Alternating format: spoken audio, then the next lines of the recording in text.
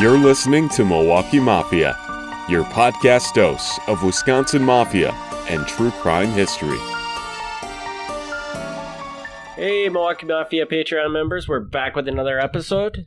I'm Eric. I'm Gavin. And Gavin, he didn't even give me the question today. He's just going to do this all himself. So I'm going to sit back, look at the little wavy lines on the thing as it records, and Gavin's going to tell you the question and the answer all in one shot. Yeah, but you should really jump in because otherwise this is going to be more boring than it needs to be. So definitely jump in. Oh, I will jump in. Yeah, okay. So this is, you'll remember as soon as I say this what this is. So there was a guy from Kansas City who sent an email, and I can't remember his name offhand. I'm sorry, Kansas City guy. I don't remember your name offhand. And he was asking about how I was able to put files on the Internet Archive, because I upload police files and FBI files into Internet Archive. Okay. And he wanted to upload his files he had on Kansas City to the Internet Archive, but he didn't know how I got clearance to do that. I told him, and I thought it would be good to kind of explain that to other people. So this should be a really short and simple thing, but I wanted to kind of talk about that. I'm assuming this is probably a pretty easy process. Super easy. Yeah, because I was going to say, like, the Internet Archive, they don't want to make it difficult to get stuff because they want to have everything, right? Yeah. So I mean, this may have changed because I've had an account for a long, long time.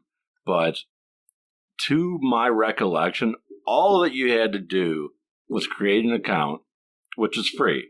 I mean, you go on there, you put in your name and whatever basic information, and it's free. You don't have to give them a credit card number or anything because they're not selling anything.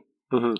And then you have an account. So now when I go there, it recognizes me.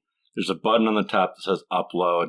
You put the file you want to upload, and it adds it. And then there's like a whole bunch of fields, data entry fields, being like, who created this document? What's in it? What kind of file type it? There's a lot of things, most of which are not required. There's like maybe 20 things, and I fill in like 4 of them when I do it. Mm-hmm. So it's very loose, and as long as it's something that's in the public domain, they'll let you upload it. And government documents pretty much always are in the public domain, so you can do that. And what I love about it is I like sharing stuff with people. I mean, I've made this very clear. I've said this many times, and I'll say it again right now. I am happy to give people anything I have. I mean, if they can use it for whatever they want to use it for, if they want to write a story, that's great. I don't claim ownership of any of this because I don't own any of this. So I'm happy to get it out to people. So there's that. But what also is great is the Internet Archive does OCR on the things they upload. Okay. And for people who don't know the technical terms, OCR is like optical character recognition, I believe. I'm not sure what it means, but I know that it's just converting like written words into actual text. Yeah, I think that's what it stands for. But either way, yes. What it does is, since most of the government documents are PDF format, when you first upload it on there for the first few days or whatever, it just sits there as a PDF. But once it goes through and it processes them, it recognizes it as the text that it is, which is awesome because then it shows up in Google. And so if you go to Google and you search for some random Milwaukee mob guy's name, before I would upload the stuff, you wouldn't get a whole lot of response. You might get my website, but you wouldn't get a whole lot else because there isn't really a lot out there. But now Internet Archive is one of the top responses you'll get. And I love that. I love that people are now being brought to the original sources. They're being like, oh, so-and-so, boom, here's a 200-page PDF file about that person. Love that. So I would strongly encourage other people to do it if they have. And there's other sources. There's other sites out there.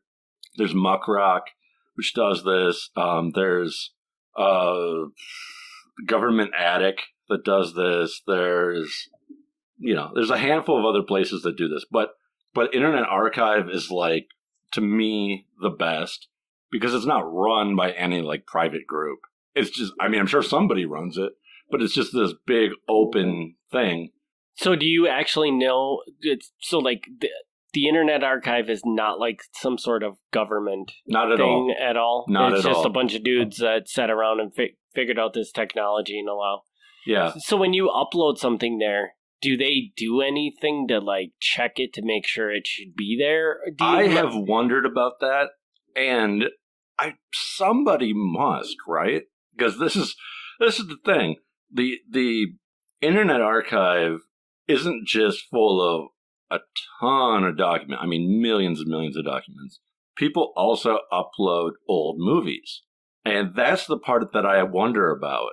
Because like, if you want to find a movie that's in the public domain, and, you know, a movie goes in the public domain after so many years, it loses its copyright. You can find really old movies uploaded on there. But somebody's got to have quality control of this, right? Yeah, I think because otherwise everybody would be just uploading the new Top Gun movie. Right. Right. Right. I mean, otherwise it would turn into a major pirating site. And I've never run across that. I'm sure it's happened. I'm sure if somebody could do it and for a day or two it's going to slip through. But I've never personally seen that happen. That's amazing. So somebody is looking at this to make sure it doesn't turn into a big pirate site. And I wonder how they do that, because that would be a heck of a a task, you know? Yeah, because I can't even imagine how much is going online every single day. And if they're uploading movies, just like the bandwidth that goes into this, I would love to know who's behind. I mean, it's got to be like a nonprofit. Probably. Maybe I should know, but I don't. And like the Internet Archive is also the people who run the Wayback Machine, if you're familiar with the Wayback Machine.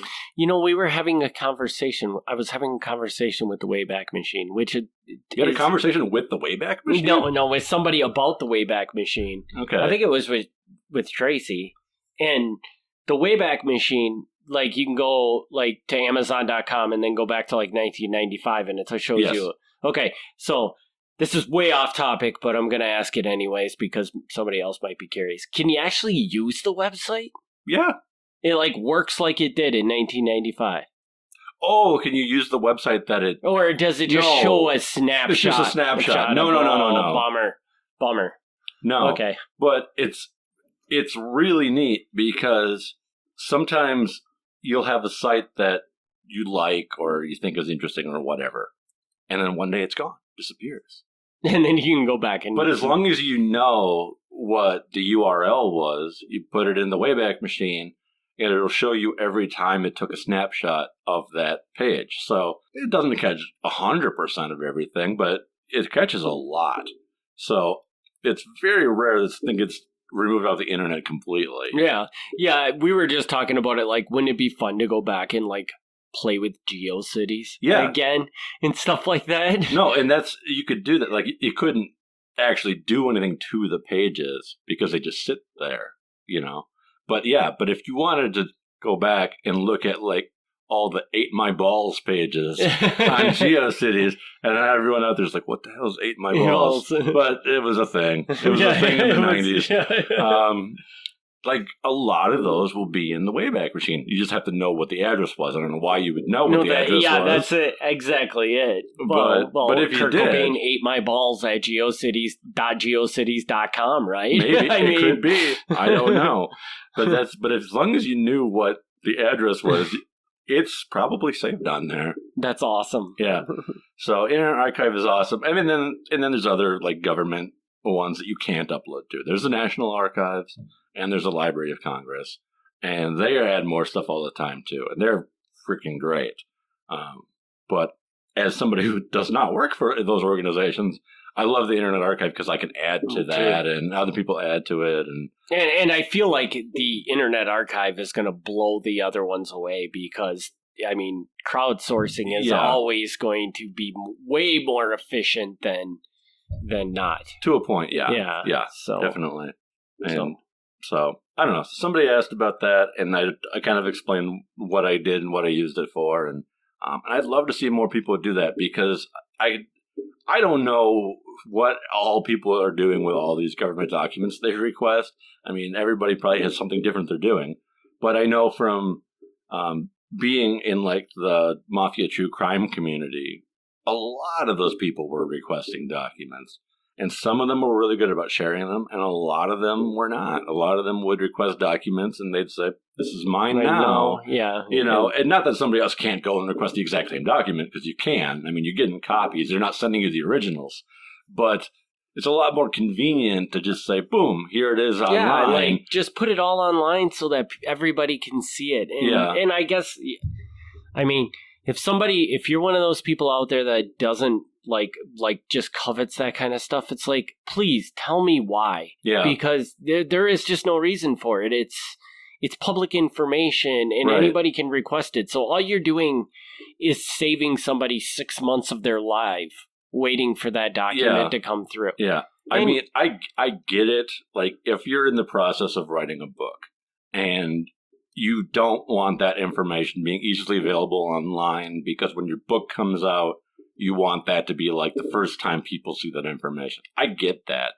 I don't agree with it, but I get it. I understand that train of thought. But the day your book comes out, just upload it all then. Yeah. Because it's people deserve to see all this stuff. Yeah. And I don't personally think it takes away from the books, because there's a difference between the raw data and a book. I mean, people read books. People read my books. Thank you for reading my books. As many have. But I don't think the majority of those people are the people who are interested in reading the original files. Yes, I know. I'll be honest with you. I would never want to. I've looked at some of your FBI files, and I'm like, oh my God, I don't know how Gavin doesn't have bullet holes in his head from looking at this stuff. Because wow, boring. Yeah, but. No, I love it. But it's they don't read the same as a book does. No, and you're bringing so much more value to that.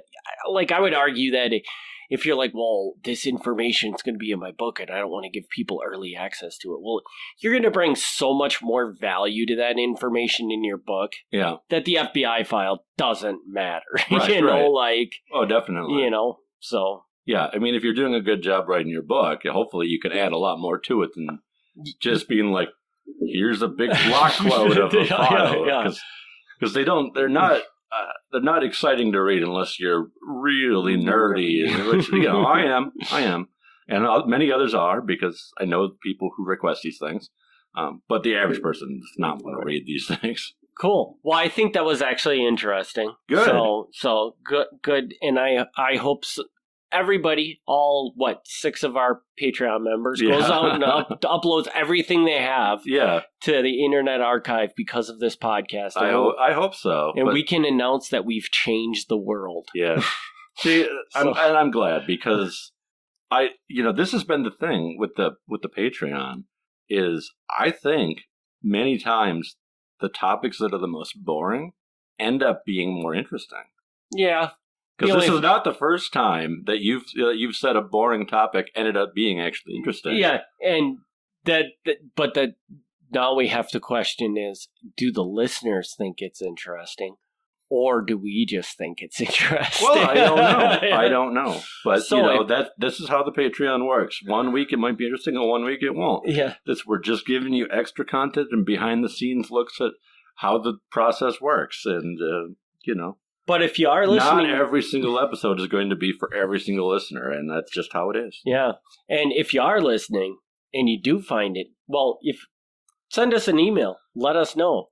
Is this interesting or is this not interesting? Yeah. Are we the only 2 people in the room that think it's interesting? Yeah. So... I mean, definitely keep questions coming and let us know if things are interesting or not. It may not change what I do. I mean, if you say that the episode was terribly boring, I can't guarantee we won't do something similar.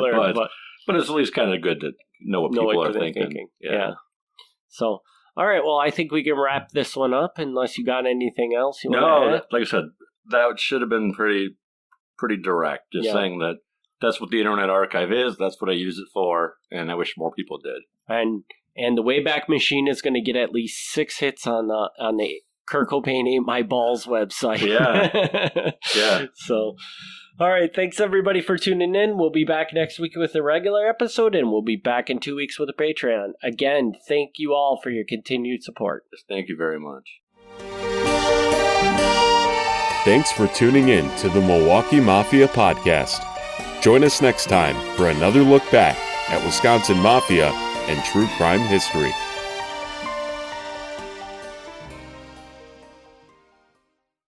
Hey there, Milwaukee Mafia listeners. Thanks for tuning into the bonus episode from our Patreon archive. If you want to hear the latest and greatest content, head over to patreon.com/Milwaukee Mafia to join the Patreon today. Catch you on the other side.